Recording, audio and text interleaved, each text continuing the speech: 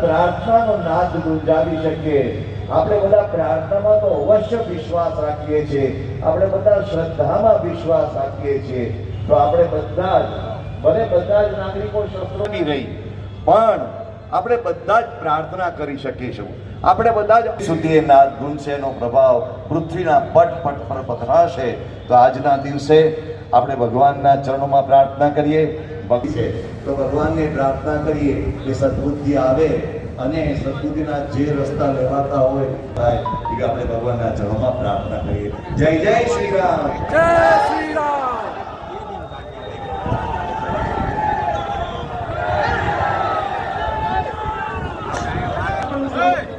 આપણે સૌ જય ઘોષ કરીશું. હમ સબ સનાતની એક હૈ, હમ સબ સનાતની એક હૈ, हम सब सनातनी एक है.